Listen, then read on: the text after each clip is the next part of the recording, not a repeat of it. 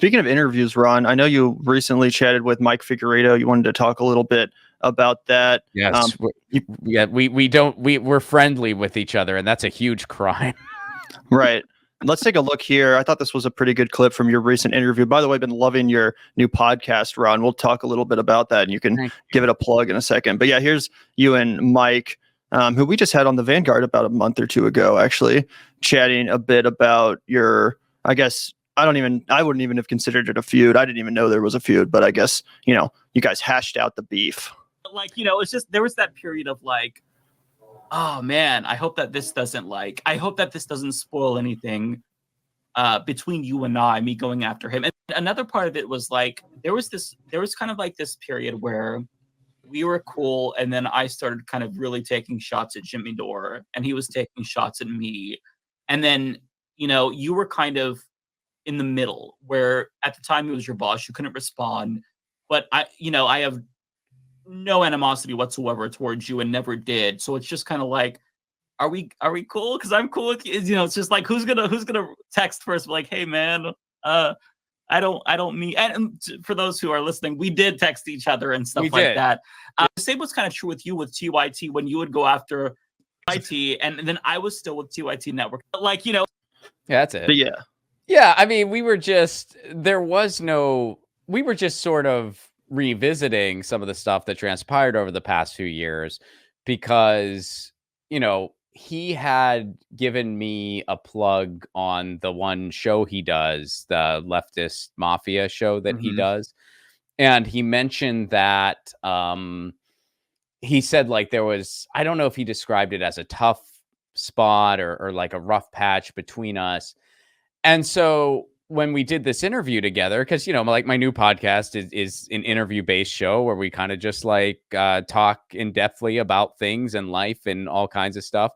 So I brought it up and I said, hey, man, I just want you to know, if there was any ever kind of awkwardness, it was only on your end. It wasn't on mine.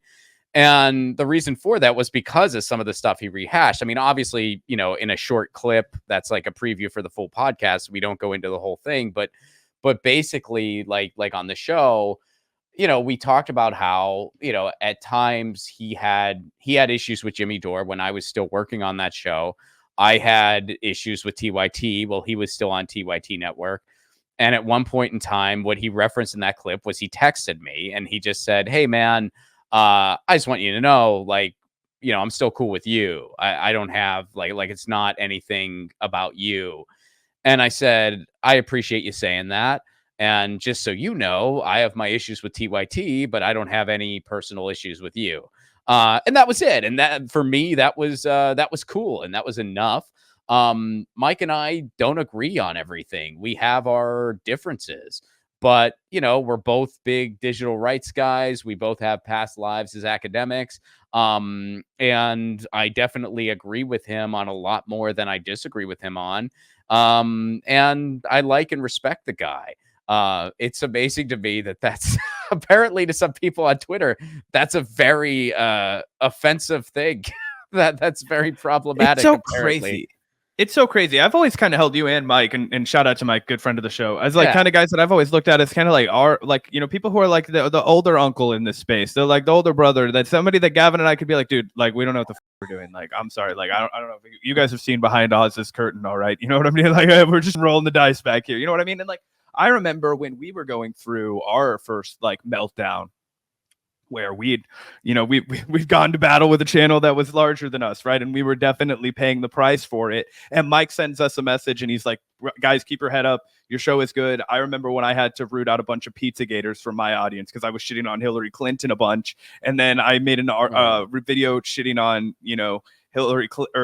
Pizza Gators for being crazy. And then my audience revolted against me. It's like, it's just part of growing a channel. You're going to find crazy people on YouTube that make you feel bad about yourself. So he's always been like such a nice guy. So yeah, weird. And then obviously you've always been so great with us, Ron, such a kind guy that it's like weird to see animosity towards you guys. And it's like, there's a weird thing on the left where people can't understand that, yeah, there are things that I'm totally okay to just like debate and disagree with and move on. I still have nothing but nice things to say about Mike. I don't even know off the top of my head one thing that we would disagree on. I'm sure we've find it if we beat each other's head against the wall. I disagree with Gavin every once in a while on this show. Sure. We've known each other since 5th grade. It's only natural. It's weird when people bust out that whole like super hateful vitriol, unless you're doing something like crazy, like going out here and campaigning for a genocide or something. Like if you were like, doing a live stream every single day, collecting like funds for the IDF, I'd be like, okay, well, I understand where this anger is coming from if somebody changes their mind. But we actually had a different analysis on the, 3rd congressional district in a state we don't live in. Like, you know what I mean? Like, we can never talk again. Like, it's just ridiculous. Yeah. We probably, and I can't even think of like a specific like concrete for instance, because I don't want to like assert somebody's views based on secondhand, just like Twitter mongering, you know what I mean? But like, it's like, okay, this is somebody who we probably agree on about 95% of things, probably have a few strategic disagreements here and there that are just strategic disagreements.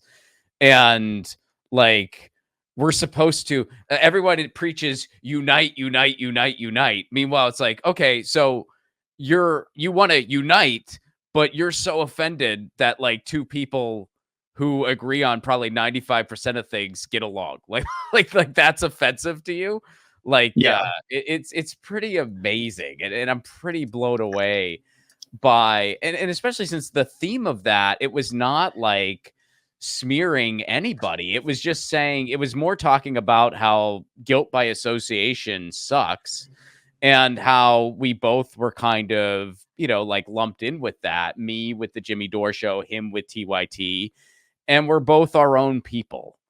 And that shouldn't be offensive to anybody. And if it is, that's pretty, I mean, I feel like you might have too much time on your hands. So. Oh, totally. And I watched the full podcast interview. I recommend everyone does. It's a great conversation between yourself and Mike. And you guys kind of talk about some of the unfortunate aspects of the progressive media space and how it's failed in some ways to live up to what it could have been, talking about that sort of lack of unity and how oftentimes that unity, when it does exist, is shattered by this divisiveness and need to just call people out for no real reason and make a big deal out of small differences. Unfortunately, Jimmy himself seemed to prove your point by reposting this message, which isn't even true, by the way. Mike did support Force the Vote from what I remember. I actually remember him making a video talking about how he thought it was a really sound strategy. He just wasn't a big fan of all of the kind of ugly, infighting that came as a result of that discourse. But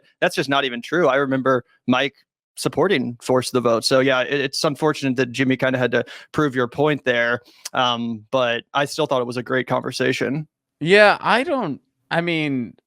I thought that he supported Force the Vote too. I mean, I don't remember where every single person stood. He did support Force the Vote. He did. Okay. So yeah, I mean, I would have expected him to. Like, I mean, I saw that tweet that person tweeted, and I didn't respond to it, but I kind of thought I thought that doesn't sound like Mike to not support Force the Vote. Like he didn't strike me as someone. What happened was, if I'm remembering correctly, was he did on his own channel say that he supported the tactic of holding people's feet to the fire and using the leverage when we have it, but I don't believe accepted the invitation, if there was one, to come on to that Force the Vote video, like Power Hour or whatever. If you remember when that happened, I believe that was where the the webbing started to fray.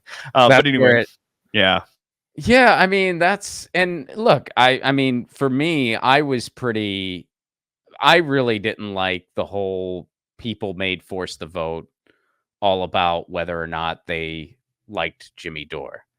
And, like, I supported Force the Vote. I thought it was a brilliant tactic. I thought Jimmy did the right thing by amplifying it. And by the way, this is something he said himself. It wasn't Jimmy's idea. Like that wasn't Jimmy's idea. That came from like a DSA handbook. And, even Jimmy said that. He's like, look, all you people are like hating this idea just because you hate me so much. It's not even my idea. I'm just amplifying it. And I remember watching that. I think it was Brianna Joy Gray, where he she was begging I think it was Sam Cedar. She was like just begging him. She's like, can you please stop bringing up Jimmy Dore? We're trying to talk about this tactic. We're talking about a political strategy. He's for it. Can you just talk about the idea and just stop talking about who's for it and who's not? And it was kind of sad to me that it just became that all about personalities instead of all about the idea itself. So yeah, that's the left a lot at to our talk worst. about. Yeah, I was going to say it gave us a lot to talk about in the early days of our channel, but no, I 100% agree with you. And I'm 100% on the same page, by the way. I thought it was a brilliant strategy too. Anyone could have come up with it or originated it. And I think I still would have agreed that it was a sound strategy. I think that we should continue to advocate for similar strategies going forward where such leverage presents itself. Obviously, that's how, progressives or left flank members of Congress should behave when it comes time to vote for someone like frickin' Nancy Pelosi for Speaker of the House. So yeah, of course we give Jimmy all the credit in the world for that. But I do think, as I mentioned, you guys made a lot of great points in that podcast episode about how this space has, in some cases failed to live up to its potential.